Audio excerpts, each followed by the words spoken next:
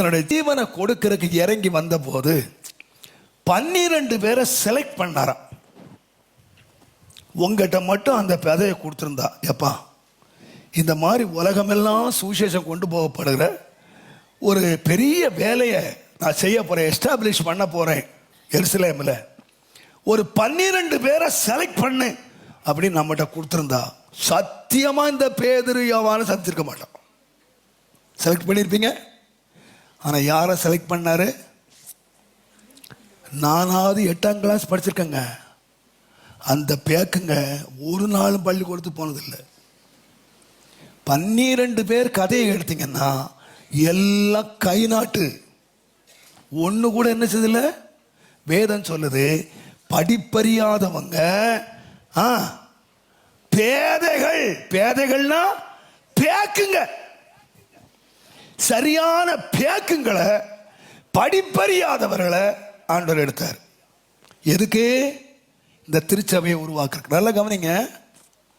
ஆண்டவர் வந்து எடுத்து ஒரு 3.5 வருஷம் கூட வச்சிருந்தார். எல்லா பாடெல்லாம் படித்து கொடுத்தாரு. இவங்க ஒரு நாள் கேட்டாங்க, நாங்கள் எல்லாத்தையும் விட்டுட்டு வந்துட்டோம், என்ன கிடைக்கும்? ஆண்டவர் நல்லா பூசு பேத்தினார். என்னை விட்டு வந்துட்டீங்கல்ல, உங்களுக்கு 100 மடங்கு கிடைக்கும், உங்களுக்கு சிங்காசனம் கிடைக்கும், நீங்க எல்லாரும் ஜட்ஜா மாறிடுவீங்க, எல்லாரும் உட்கார்ந்து 12 கோத்திரத்தை நியாயத்தி இருப்பீங்க. ஐயோ படிக்காத முட்டாளுக்கு நாக்கெல்லாம் ஊறுது. அப்பா, நம்ம படிக்காமலே யாரா மாறிட போறோம்? ஜட்ஜா மாறிட போறோம். நம்ம படிக்காமலே 100 வீடு வாங்கிட போறோம். அரசியல்வாதியா என்ன இது? நம்ம நாட்டில் அரசியல்வாதி தான் படிக்காமலே வீடு வாங்குறான், படிக்காமலே கார் வாங்குறான். நம்ம ஒரு அரசியல்வாதி வச்சிருக்காரு. நம்ம இல்ல படிக்காத சொன்னாரு, உனக்கு 100 மடங்கு தருவேன், வீடு 100 மடங்கு தருவேன், நிலம் 100 மடங்கு தருவேன், சிங்காசனம் தருவேன். எல்லாம் வார்த்தை ஆண்டவர் பெரிய ஆசை காட்டிட்டா நாக்க தொங்க போட்டு காத்துட்டு இருக்கான். எப்படா வீடு வருது, எப்படா நமக்கு ஆஸ்தி வரும், நிலம் வரும், சிங்காசனம் எப்போ வரும், எப்போ போஸ்டிங் வரும். எல்லாம் பார்த்தா வாக்கு பண்ணவரே போய் சேர்ந்துட்டாரு. தருவேன்னு சொல்லி செத்து போயிட்டாருங்க. இப்ப எல்லாம் வீட்டை பிடிச்சி உட்கார்ந்துருக்கான்.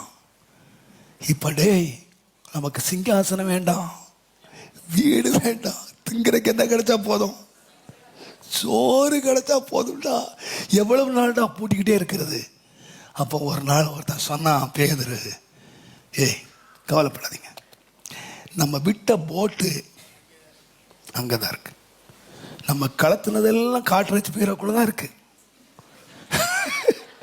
நம்ம விட்டதெல்லாம் அங்கதான் இருக்கு, எல்லாம் ஒண்ணு பித்திரல, ஆத்திரத்துக்கு அவசரத்துக்கு உதவுன்னு வச்சிருக்கேன். களத்தில் விட்ட போட்டெல்லாம் அங்கதான் இருக்கு, வலையெல்லாம் வாங்க மீன் பிடிக்க போலாம். போனானுங்க, ஒரு நெத்தலி மீன் கிடைக்கல. ராத்திரி எல்லாம் பிரயாசப்பட்டானுங்க, ஒரு நெத்தலி மீன் கிடைக்கல. காலையில விடியும் மரத்துல இயேசுநாதர் கரையில உட்கார்ந்து, பிள்ளைகளே புசிக்க ஏதாயிலும் இருக்கிறதா என்ன சொன்னானுங்க. இப்ப என்ன கதிக்கு வந்துட்டாங்க? 100 வீடு கட்ட போறவங்க, 100 நிலம் வாங்க போறவங்க, ஜட்ஜா மாற போறவங்க, ப்ரமோஷனை காத்துட்டு இருக்கவங்க. இப்ப எந்த கதிக்கு வந்துட்டான்? திங்கிறதுக்கு எதா இருக்காடான்னு கேட்டா, பிரேக்ஃபாஸ்ட் இருக்காடான்னு கேட்டா ஒண்ணும் இல்லை. இவனுங்களை கூப்பிட்டுக்கிட்டு தான் எங்க போனாரு? 2 அப்பத்தையும் 2 மீனையும் கொடுத்துட்டு வாங்கடான்னு கூட்டு போனாரு. எங்க? மலை மேல கூட்டு போனார். கூட்டு போயிட்டு, உலகம் எல்லாம் போங்க, சகல ஜாதிகளையும் சீசராக்குங்க, எல்லாம் மினிஸ்ட்ரி எல்லாம் கொடுத்துட்டாரு. பேசிக்கிட்டு இருக்கும்போதே மேல போயிட்டாரு. மேல போயிட்டு 2 பேர் வரான் கீழே. எப்படி போனாரோ அப்படியே 2 வார்த்தை சொல்லிட்டு போயிருக்கான், கடங்கடா வாங்கி பண்ணுங்கடா, நான் சீக்கிரம் வருவேன், நான் செட்டில் பண்ணிடுறேன். என்ன முன்ன சொல்லியிருக்காருல்ல நல்ல சமாரியன்ல, எப்பா 2 காசை கொடுத்துட்டு நீ செலவழியப்பா, நான் திரும்பி வரும்போது என்ன தருவேன், உனக்கு தரேன்னு சொன்னார்ல, அந்த மாதிரி அந்த சம்பவம் ஞாபகம் வந்திருக்கும்.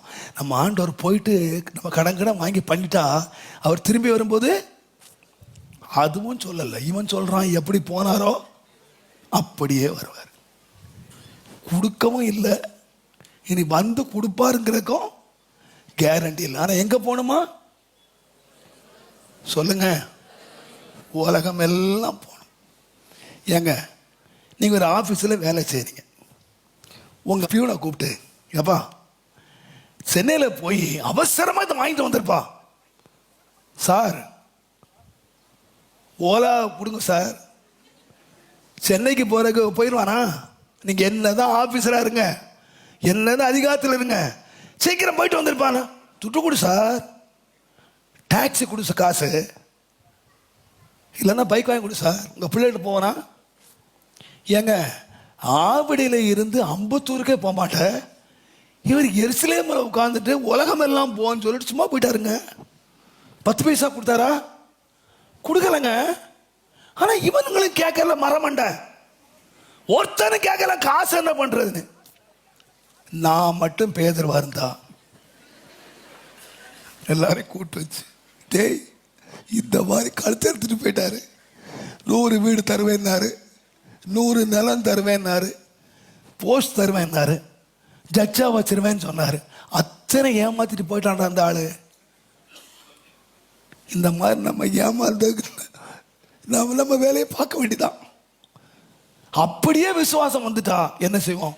எல்லாம் கீழே வந்து, சரி அவர் தான் காசு கொடுக்காம போயிட்டாரு, சரி வேலை செய்யணும், சரி யார் பப்ளிக் ரிலேஷன் ஆஃபீஸருக்கு யார் தகுதியான ஆள்கிட்ட போய் கன்வெர்ஸ் பண்ணி நல்ல பில் போட்டு காசு வாங்கி எடுக்கிறதுக்கு யார் நல்ல பப்ளிக் ரிலேஷன் ஆஃபீஸர், சரி வர்ற காசெல்லாம் பத்திரமா செலவழிக்கிறதுக்கு நல்ல ஃபைனான்ஸ் மினிஸ்டர் யாரு, எல்லாம் நம்மளெல்லாம் அட்மிட் பண்றதுக்கு நல்ல அட்மின் ஆஃபீஸர் யாரு, இதெல்லாம் செலக்ட் பண்ணியே 2000 வருஷமா கதையை முடிச்சிருப்பான்.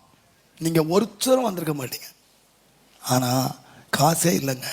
என்னங்க பண்ணாங்க? ஜெபம் பண்ணாங்க. படிப்பு இல்லை, அறிவு இல்லை, பேக்குங்க. இன்றைக்கு கூட ஜெபம் பண்றது யாருங்க? இந்த படிக்காதது, பேக்கு, இதாங்க ஜெபம் பண்ணுது. படிச்ச எவனா ஜெபத்துக்கு வரானா சொல்லுங்க? ஞாயிற்றுக்கிழமை ஃபுல்லு, அடுத்த ஞாயிற்றுக்கிழமை ஃபாஸ்டிங் பிரேயர் அறிவிச்சா நம்ம எங்கேயுமே நான் பார்க்குறேங்க. ஃபாஸ்டிங் பிரேயர்னு அறிவிச்சிட்டா அதுக்கு கான்ட்ராக்ட் 4 கிளவி. ஜெபம் பண்றதுல யாருக்கு உத்தரவு கொடுத்தாச்சு? மூப்பனார் போஸ்ட், நாத்தனார் போஸ்ட், போஸ்ட் வேணுமா? நான் 25 வருஷம் இந்த சபையில இருக்கேன், 30 வருஷம் இருக்கேன், பாஸ்டர் தள்ளியே வைக்கிறாரு. ஏப்பா ஜெபத்துக்கு வந்தியாப்பா? ஜெபத்துக்கு வர மாட்டாங்க, எல்லாரும் பதவி. ஆனா இந்த 120 பேர் என்ன பண்ணாங்கன்னா ஒரு மனதோடு ஜெபம் பண்ணாங்க. முடிவு என்ன தெரியுமா? அவர்களில் ஒருவனுக்கும் ஒன்றும் குறைவாய் இருந்ததில்லை. அல்லேலூயா. இப்ப யாரா மாறிட்டாங்க தெரியுமா? படிக்காதவன், பேக்கு, இவங்க எல்லாம் யாரா மாறிட்டாங்கன்னா பங்கு போட்டு கொடுக்கிறவனா மாறிட்டான். அவன் வித்து கொண்டு காலில் கொண்டு வைக்கிறான், வீட்டை விற்கிறான், அதை விற்கிறான், எல்லாம் விற்கிறான், எல்லாத்தையும் கொண்டு வச்சா இப்ப இவர் யாரா மாறிட்டாருன்னா பைனான்சரா மாறிட்டார். எவனுக்கெல்லாம் இல்லையோ அவனுக்கெல்லாம் பங்கு போட்டு கொடுக்குறாரு, எல்லாத்துக்கும் வாரி வழங்குறாரு. யாரு?